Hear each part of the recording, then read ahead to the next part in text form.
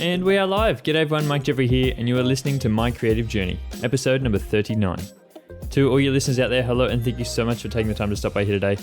As I said, my name is Mike, and I'm a photographer, podcaster, and small business owner based here in Sydney, Australia.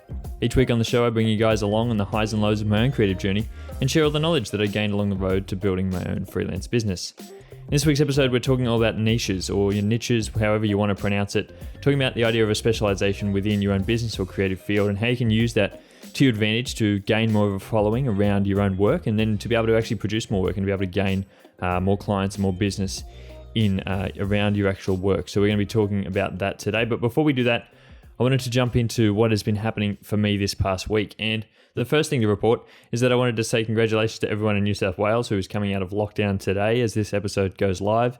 I won't be coming out until Wednesday, as I don't have my second vaccine booked in until Wednesday, but it's very good for everyone in New South Wales to be able to get back out there, everyone who's vaccinated at least at the moment anyway, and be able to have some sort of sense of normalcy. I know a lot of people have been stuck indoors for quite some time, and this is going to be great to be able to get back out there and get actually moving again in a lot of businesses and things like that. And especially for me as a creative person, being able to get back out there and explore in the world a lot more and be able to go and actually take my camera with me and go explore new places and taking photos and all things like that we haven't been able to do over the past few months. So that is going to be very exciting for a lot of people, and great to also have the reverse side of that, and being that whole your mental health aspect of actually being able to get outdoors and actually get out of your household, which I know for me is a very freeing thing. So I love to be able to get out there and get out in the wild as much as I possibly can. So I'm really looking forward to that. I really wanted to talk first on last week's episode. Now, if you guys haven't listened to that episode, I would really recommend going back and having listened to episode 38, an interview I did with the boys from Bandwagon Australia. It was a great chat I had with the boys. I really enjoyed hearing their perspective on starting their own business. I think they have a unique perspective on starting it in the actual time that they started and how they started. As they said, anyone can open a clothing brand. Heaps of people have opened their own sort of clothing businesses. But I think from those boys, they really went about it a different way and really talked about a lot of the things that they tried to do to stand out and tried to really position themselves in a way that was something that they really cared about, but also that they thought they could provide to other people. And it really has turned out that they've had quite a bit of support around them based on that. And I think it's no surprise that there has been that support, because they're obviously standing very strong on what they believe in that business, and a lot of other people are therefore going to support them. So if you haven't listened to that episode, do recommend going back and having a listen to it. But I really wanted to talk about today the episode in terms of actually me and the interview style and that whole style of episode, because I really enjoy that interview style of episode. Of really sort of has been something that I've been sort of trying to lean towards over the past couple of months. If you guys have been here for a while, I did my first guest episode 25. So over the past probably 3 months, I've been trying to lean into that a little bit more if I'm able to. And it's really something that I enjoy, being able to bring other people on and get other perspectives from other different types of people. I really enjoy being able to hear other people's perspectives, whether it's in business or any type of creative field. I love to be able to hear that and hear their journey and hear how they've sort of tried to come to be and understand different types of things. So I really enjoy that. But for me personally, that interview last week was probably the worst episode that I've ever had. Now, I only say that from my own perspective. I didn't really articulate myself very well in the way that I was asking those questions last week, and I really reflected on it after the episode. I didn't really enjoy the episode, have a lot of sort of doubt about whether I should even release the episode after I recorded it. And it was sort of a question of, it's hard for me because I can't step away from it, because after the episode I have to go back in and edit it. So I have to hear it all over again and have to hear it in multiple different ways as I go through and actually edit it. So I hear it a few times before it actually gets released. And every time it's like, I don't really want to release this episode because it's not my best, but then I know what I've spoken about on here before, and I've spoken about trying to be able to get your work out there. And even if it's not amazing and up to the standard of what you would expect it to be, it's about having that out there so you can move on to the next stage, because I know the next one is going to be an improvement on that one, because I've had that one now and I've had that one to start to be able to get that out in the door. And as we spoke about on last week's episode, being able to get that first one out there is really how you're going to improve for your next iterations of those different types of things. So for me, for that interview style, it's about being able to interview even more people and be able to get more people on the podcast, because that's the only way that I'm going to improve in that style of actually interviewing other people, is to be able to have them on the podcast. I'm not sure if you guys are aware, but the Bandwagon Boys actually released that episode of the podcast that we did, the interview that we did on their own podcast as well. And they released it about 5 days before I released it on my channel. So it was up, and those guys didn't go into anywhere near the detail of editing that I do. I'm a overly perfectionist type of person who really goes in and really edits out all the mistakes, edits out all the bad bits from the podcast that I don't think anyone needs to hear, and all the empty air, all the sort of silences that I don't think people need to hear. Whereas those guys were just like, I'm just going to upload it and just, it is what it is. And they've always had that mentality, and I really respect them for really having that. And ever since they've started their own podcast, they've always been that way and really just uploaded anything as they record. And they're really good in the way that they're able to speak just off the cuff like that, and be able to really talk about the things that they do and just upload it just as naturally as they were able to. But I think that really scared me in being aware that it was out there in the world, that it was almost out there unedited, because I go through a lot of process with this podcast of editing it and trying to make it up to a standard that I feel somewhat comfortable with. I know that there's a lot of things that I can do in the back end after recording this podcast that I'm able to do to be able to make it probably sound a lot more cleaner in the audio editing it. Because if you were to hear the direct audio that comes straight out of this microphone, it's not very good. So I have to do a lot of editing to kind of make it sound somewhat like something you would like to hear.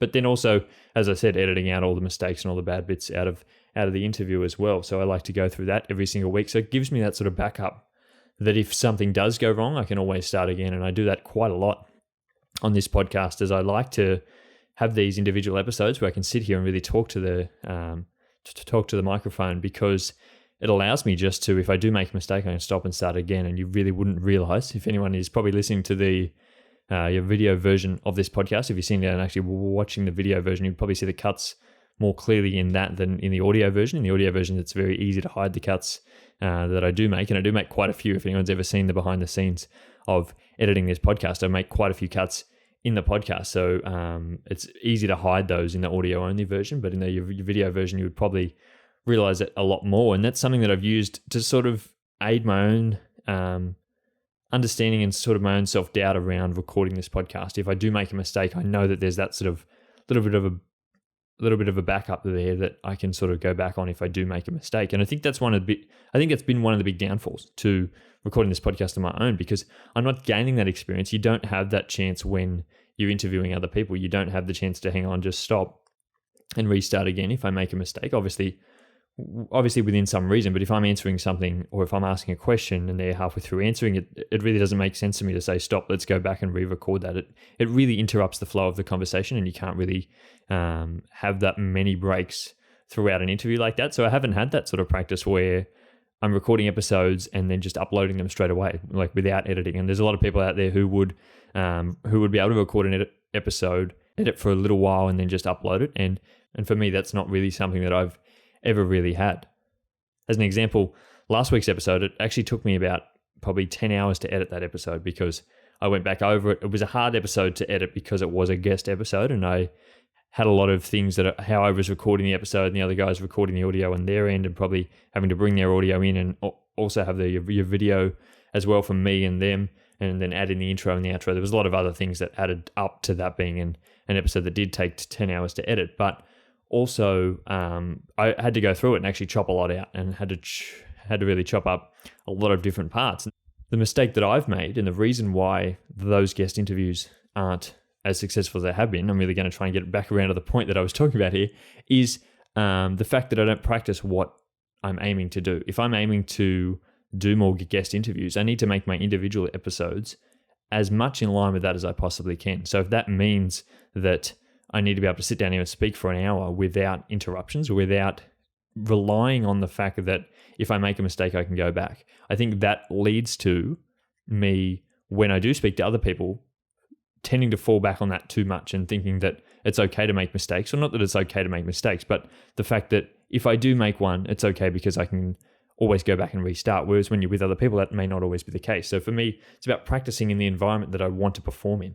And over the past probably 38 episodes, I haven't always been practicing in that environment, because I've always been in a situation where if things do go wrong, I can always go back and re-edit it, or I can always go back and really have it again. Whereas that would never be the case if I was interviewing someone else. So for me, that is really something that I'm going to be trying to lean more into moving forward. And I've spoken about this on multiple episodes before in wanting to try to really condense the episodes. If you guys have ever heard me, I normally record for like an hour, but the episodes are somewhere between 30 minutes to 40 minutes. So there's a lot of empty space in there. There's a lot of stuff that I do end up chopping out because it's not very important information. Now, for me, that does take up a lot more time. It takes up a lot more time in editing as well. So it's going to be very beneficial to me to really shorten those episodes as well, because it's not going to take a lot of time to actually produce episodes, but then also after the fact, it's not going to take me a lot of time to upload. So really, this has a whole round effect of being an improvement. But I think that's one of the next things that I'm going to be really looking towards, because as I said, I really enjoyed those episodes. I really enjoy interviewing other people, and I really want to lean into that and be able to do that more. And I've heard a lot from you guys, and you guys really appreciate those interview episodes as well. And you guys have been really enjoying them. They've been, I think, out of the 3 of interview episodes I've done, they're probably 3 of the highest downloaded episodes that I have. And so that really shows me that you guys are interested in them, but there's also an audience for them out there. So I really enjoy them. Other people enjoy them. So it's really something that I really want to do. So I've got to be able to get myself in that space to be able to practice and be able to be up to the standard to be able to produce those episodes. And I think that is going to be one of the big parts of it, is practicing on these individual episodes, which I really enjoy as well, but also practicing in that style so that I am prepared for when it becomes on the big days where I do have those interview episodes that I may be a bit more stressed for. It's okay because I've got that practice already under my belt. And that's that out of the way. I'm glad that I had that little bit of a spiel there, but I did need to really talk about that, and I really wanted to get that on the podcast because I think that could be something, and I really like to speak about my own experiences because I think it can help other people, and I think people can often tend to be in a position where they're practicing something in a way that's not like how they would be performing on the day. And if you're practicing something with always that effort that you can go back and always edit things, or you can go back and change things after the fact, when it comes time to perform, there may not always be that position to do so. I know in my photography for a long time, I relied on editing way too much. I thought that if I made mistakes when I was out taking photos, it was okay because I could edit all those mistakes out and I could almost like change the whole image after I got home in editing. Whereas that is okay and it's able to be done up to a certain standard, obviously, but the amount of time that goes into that is so much time and the effort, and it's just not really worth it. You're way better off practicing the skills to perform on the day and actually take the photos you right in camera so that you're not having to spend a lot of time editing. And that's the same thing for this podcast. It's probably the same thing for a lot of different things out there. And I'm sure there are a lot of people out there who are relying too heavily on something else that they can do if they do make mistakes, rather than really focusing all their attention into not making as many mistakes as they possibly can in the initial stages. I know it's going to be more stressful early on, but I think in the long term, it's really going to help you to overcome some of those things and really move you on in your career in that journey. Now, I really wanted to touch on the next thing. I really want to move on from that thing now, but I want to touch on something else which happened this week, which was that I opened my wedding photography books for 2023, which means I'm open for bookings now for 2023, which is a little bit scary because that's still about 15 months away, but exciting at the same time because I did have an inquiry a few weeks ago from someone who wanted to book with me in 2023, and I realized that I hadn't opened my books yet for 2023, which I was a bit behind the ball on that because I didn't realize that it was so far in advance, and I always am surprised that people are actually booking in any type of photography service that far in advance. But I'm also very grateful that I'm able to open my books that far in advance and to be able to know that I have work that far in the future. And so that was a big thing for me and for my business moving forward. As you guys know, I only opened my wedding photography business in March this year. So to be able to continue that into 2023 when we're not even at 2022 yet is a very exciting prospect, and exciting for me to know that I'm going to be committing all this time moving forward into that business. I think something in business about sort of the short term and being able to change and chop wherever you really want to, I think it sort of feels more real. It feels like I'm being locked into something more long term, and I really appreciate that and respect that, because in our industry, I don't think you can ever feel like you're that secure. Whereas here, I feel like I'm a little bit secure for the next couple of years, and I'm really like locking myself in for the hard times, in for the good times as well. And I think I'm going to be really moving and progressing, and I'm really keen to see where I am in 2023. It's hard to sort of set your prices for 2023 as well, as I've spoken about on this podcast, being aware of where I am now. But I'm really excited. I'm really glad to move into that next journey and move into that next chapter of my life. Speaking of your next year, I've also released my 2022 calendars, which is something that I spoke about on the podcast a few weeks ago. I think I should have them out by the end of this week. I'm actually recording this podcast on the Wednesday, and I think they should be out on Friday. So by the time this releases on the Monday, they should be live, hopefully. So if they are live, I'll leave a link to them in the description of this podcast if you guys are interested. I think I'm only going to leave them open for a week, so you guys have probably got until the end of next week to get in there and grab one if you're really interested. And this has been something that I've been working on for quite a while, and I've been working on them for the past few years. I've been sort of releasing these towards the end of the year. I was trying to get in a little bit earlier this year, early October. Last year I released them in November, and that was a bit too late, I thought, towards the end of the year. And a few people were a bit stressed out towards the back end whether they would actually turn up on time in early December, trying to get them out before Christmas as well. And I think that was really important. So this year, trying to bring that forward to early October has been something that I've been trying to work towards, and being able to set myself that sort of deadline of early October. I was meant to release them last week, but I just wasn't quite ready on that. And I know I've spoken about the importance before of having those sort of deadlines and hard deadlines and trying to stick to those to work towards them. And I did have that hard deadline at the end of last week, but I wasn't quite prepared, and I didn't want to release them before I needed to, and I knew there wasn't that much of a big rush on them. So I've moved them back to the end of this week, and hopefully they will be out by the end of this week, and you guys will have already seen it by the time this episode goes live. And now, the last thing that I really wanted to touch on was that I haven't been spending a lot of time on Instagram recently, and I really want to touch on this just quickly before we jump into today's topic. But that has been really interesting for me because I haven't been really spending a lot of time, and I used to spend quite a bit of time, and I do enjoy spending time on Instagram, but that is because I've been spending quite a bit more time over on Twitter recently. Something that I really ignored, I guess, for quite a long time. I've never really used Twitter much before. I was on there for quite some time, but I was just uploading a little bit here and there and never really had a look around, never understood how to use it. But I've been using it a lot more recently, and the community over there, especially the photography and the artistic communities, have been really supportive and been really great to be involved in. I think it's been something that I've been really missing on Instagram recently. It hasn't been that community element. And from everything that I hear, it's how Instagram used to be way back in the day, long before I was even on Instagram. I only started my photography on Instagram in 2018, right around the time that Instagram sort of changed its algorithm, and it became sort of that weird mess of everything just sort of crammed into one.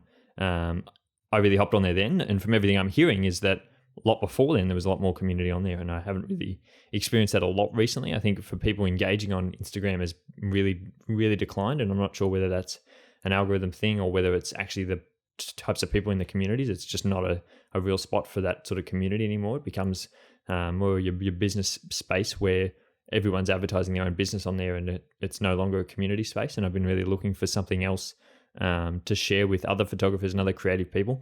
And I've really found that over on Twitter recently, and that's been really nice. So I've been spending quite a bit more time over there. Of course, I'm still on Instagram and still using it, but it's hard to sort of try to spend my time equally between the two and try to spend as much time over on both of them, because they both have different things to provide. And I just wanted to update you guys on that, because I do speak about a lot of social media on this podcast, and that has been one that I've probably neglected for quite some time. I know we've spoken about Instagram, also spoken a lot about TikTok on here as well, and I've been actively using that as well, which has been really hard and really good at the same time.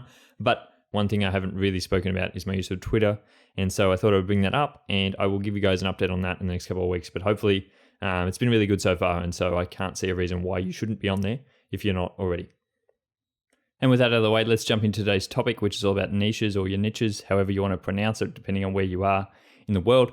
It's really all about the idea of whether you should stick to a particular style of anything, and whether that be in any sort of creative field or any sort of your business as well. I think I've really spoken about this on the podcast before. I don't think I've actually made an episode about it, but I've really spoken about my ideas about it before, and I definitely spoke about it in the episode I did last week with the boys.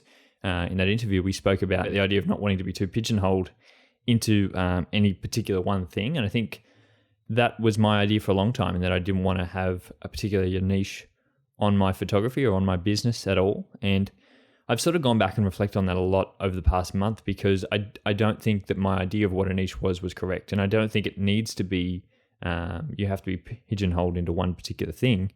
I just think that it needs to be that your business revolves only around one thing. Now, that's not to say you can't have multiple different businesses or multiple streams of your business.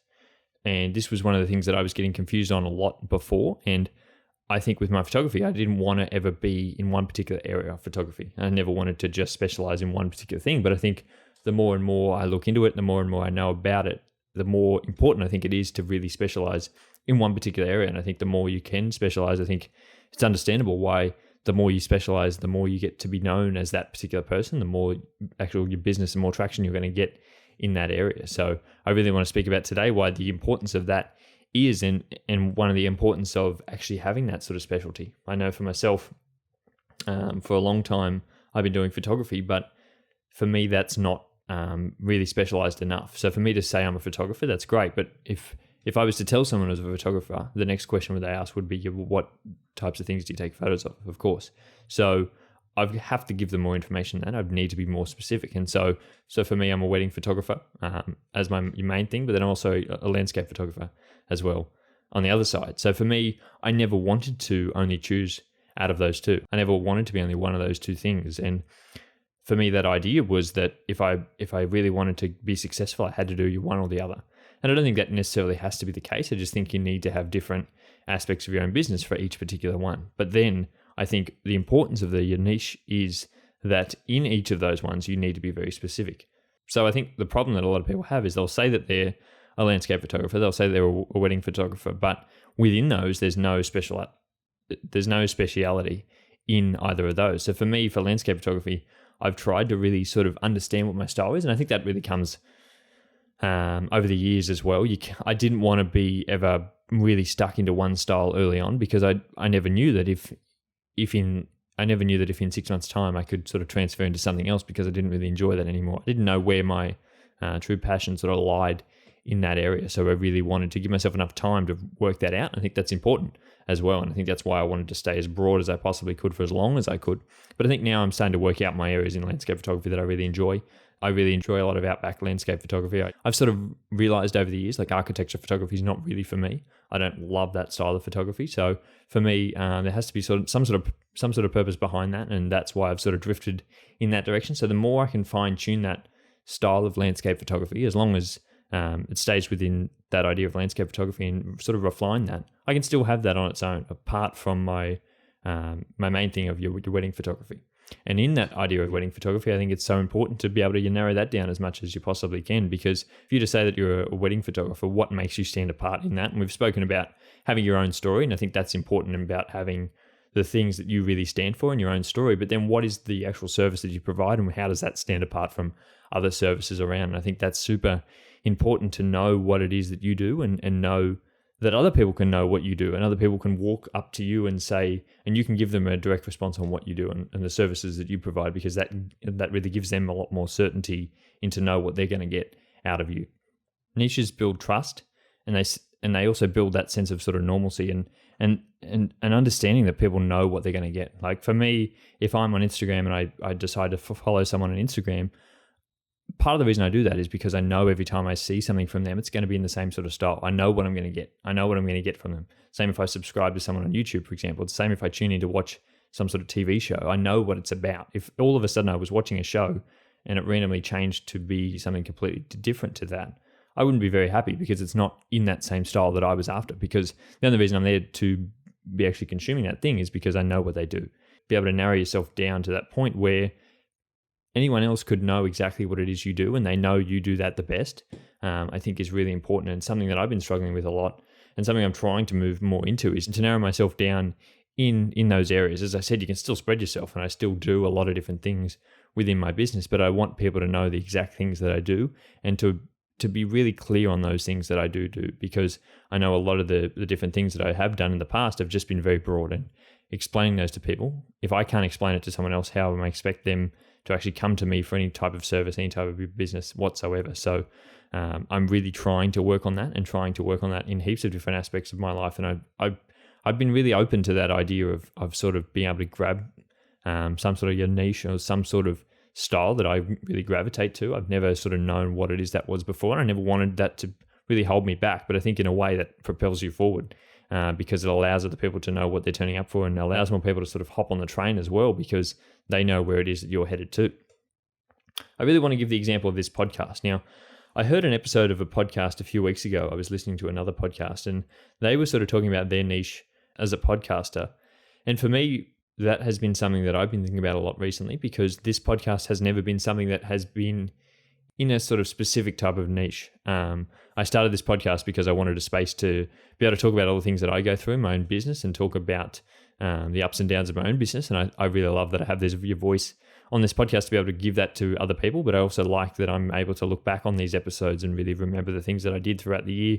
And I'll be able to look back on these in a year's time. But moving forward, I really want to sort of understand what it is this podcast is, because for a lot of people, I wouldn't tune into a podcast if I didn't know what the idea of that podcast was. And so for me, in this podcast, I really want to sort of give that some sort of direction in where I'm headed to. And after last week's episode, I really enjoy that interview style. I really enjoy speaking to other people who really have their own new businesses and things like that, and speaking to people on their own creative journeys.